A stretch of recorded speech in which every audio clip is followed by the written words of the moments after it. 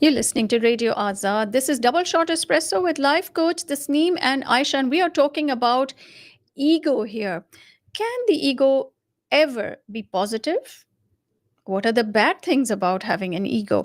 We are going to deconstruct this for you. Tasneem. Yes. So I think saying that the ego is all bad is like saying something as simple as water is bad, or because it can drown you, or fire is bad because it can burn you. Now similarly, ego, water and fire are all life sustaining. They are only bad if they are misused. So in that same light, ego, yes, it can be good. Why? Because the ego is what fuels your passion. It fuels excitement, growth, drive, creativity, your individuality, your unique sense of self. Your USP, jo hum bolte hain, that comes from that sense of ego that you have about your personality. And a healthy ego, therefore, boosts self esteem, self confidence. It allows you to take risks, has consideration for others and their perspectives. It's all a part of having a healthy ego. So, these are all the benefits, advantages of why having an ego is good. All right. And then when it is out of whack, when it is, Yes. and when you have what is called an inflated ego, what is Inflated that? sense How of do we ego. know somebody has an inflated ego? So an inflated ego, if ever you find it in people, you will see traits of where they are slightly arrogant or overly arrogant. They have a sense of entitlement where they feel, oh, this, I deserve this and it has to be done this way. They have a complete lack of consideration for other people's feelings, their points of view, their different perspectives. It's just my way or the highway. And therefore, they are criticizing, judging, sometimes manipulative, very inflexible, rigid, having severe mood swings. That also is a sense of, inflated ego, possessing a constant need for praise and approval. This is also another quality that is seen in somebody who has an inflated ego, a need to feel superior amongst others, where you are the talk of the party, the always the star in a group, have to have that attention.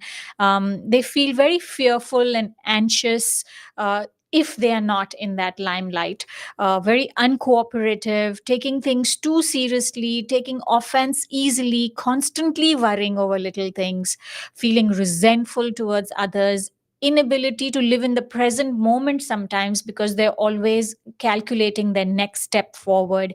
And when it is inflated to a sense where you feel a hopelessness or a despair if power does not remain with you, if control does not remain with you.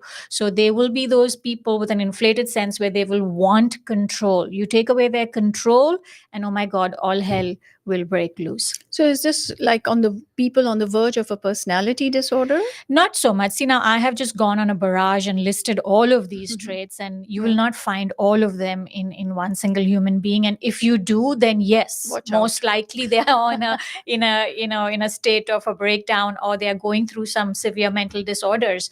But mostly people with marginal inflated egos in certain areas of their life. You may see in your family life this person will be like this, but in the workplace they'll be very different.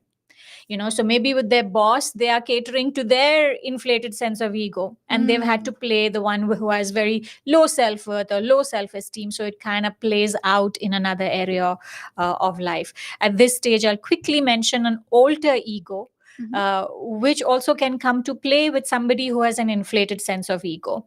An alter ego is a certain part of you which is completely different from your normal, usual self. It's a part of you that you wish to be, and that wish to be could be a good thing or a bad thing. So, Okay. oh, I wish I was more assertive, but I don't know how to be assertive. So now I'm just downright arrogant, and that's my alter ego. So it's almost like overcompensating. Yes, definitely. Okay. And we've seen movies on how alter egos, people Hmm. do bizarre, crazy stuff. They're murderers and serial killers who have that alter ego. But that's when their alter ego is forcing them to play out an exaggerated version Hmm. of what, they wanted for themselves. Maybe they just wanted to be heard, seen, but that was so miscalculated and misunderstood that it gets played out in the extreme form. So, an inflated sense of ego will have some or all of these characteristics, and it impacts their lifestyle, their relationships, their friendships,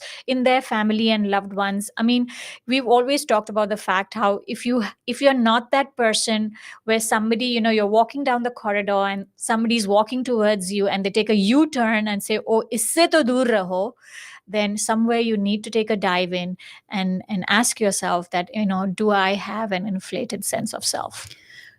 So this is a very interesting point, because people who have that inflated sense of self, maybe even bordering on narcissism Yes, and stuff, definitely.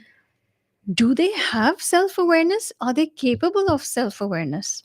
At that stage, I would say no, they don't have self awareness, because I feel anybody who does have self awareness will start taking action Hmm. towards doing better. So there was a stage in my life where probably I had a very deflated sense of ego, but then came in the self awareness after certain experiences of life. So then you work on yourself and you get it to a level where you feel that you have a healthy sense of self and ego, therefore. So similarly, for an inflated person who has an inflated sense of self, will not do anything about it till self awareness has not kicked in. Interesting. Very good. You can subscribe to the Doubleshot Espresso podcast on Spotify, Apple Podcasts, Google Podcasts, and do download the Radio Azad app to tune